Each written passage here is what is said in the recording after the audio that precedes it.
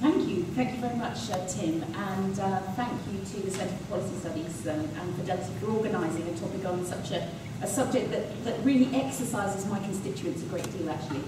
West Worcestershire has, I think I'm right in saying, although they wouldn't like it to be disclosed, the oldest demographic of most English constituencies. So we have a slightly higher than average age in West Worcestershire. We also have a lot of people who have lived very prudently all their lives and saved and done the right thing and put money on one side. And one of the things that I get asked a great deal by those who are already in retirement is what on earth can I do with my savings, because I can't rely on them anymore to generate any kind of income to help me in retirement. And happily these days as an MP I can say, well, I can't really give you financial advice, and so, but I can to go and talk to someone who can. But I think that I suppose the role that politicians are playing in all of this is that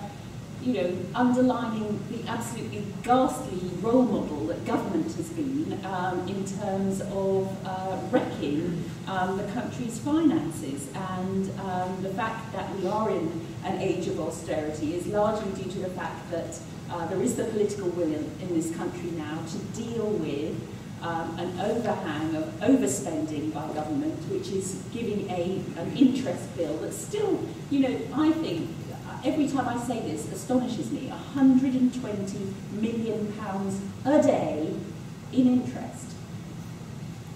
That would build 6 new hospitals in Malvern, in my constituency. I mean, it is just an astonishing amount of money.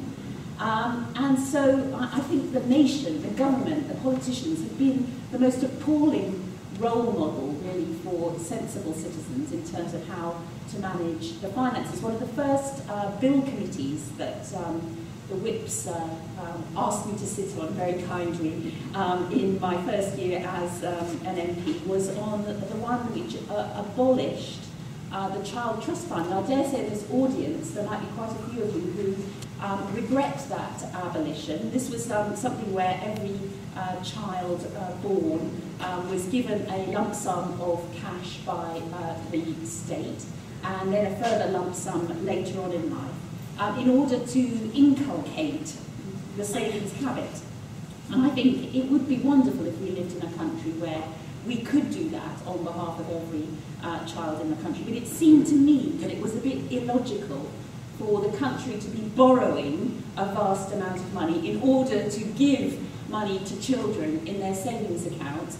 Wouldn't it be more sensible if the government itself was more prudent and started to save itself, and therefore reduce the financial burden that were going to be passed on to those children? And so we had to take the no doubt unpopular decision to stop making those payments to new children. Actually, it would be an interesting subject for a PhD student in future years to see whether that cohort, which for about 7 years, I think, received these child trust funds, whether they turn out to be in some way materially different, or different savings behaviour, or some way more prudent than others. But no doubt Tim will commission a work in about 20 years' time that will go along those lines. So other than sort of set a better example, what can government do to encourage savings? Well, clearly, I think that there are, at the moment, the two conflicting pressures. There is clearly a pressure amongst people to pay down their own personal debt.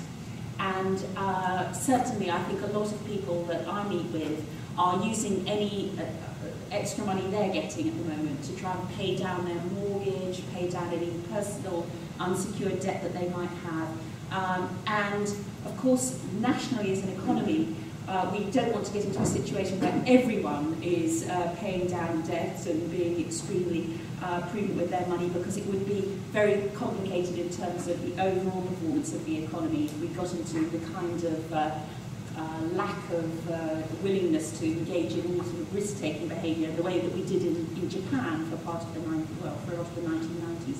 I also don't think government sends a very reassuring message to savers when they close down the National Insurance and National Savings and Insurance Index-linked product.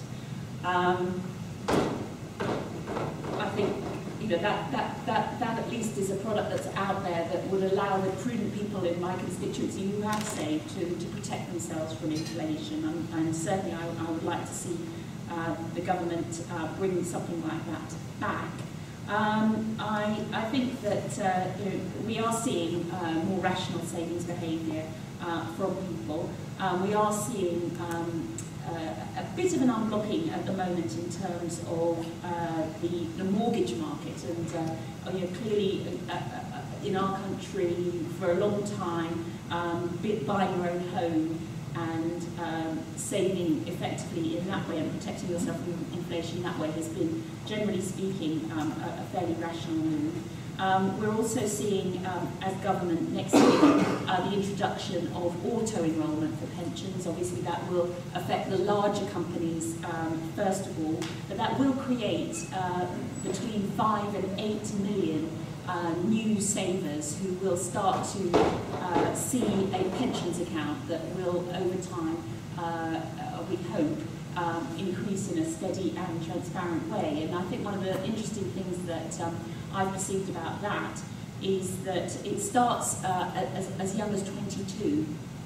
And in our select committee, we went out to see Nest recently, and I sort of assumed as a former investment manager that for young people, the investments in the Nest options for 22-year-olds would be, very high risk, that you want at that young age to be taking a lot of risk in the portfolio.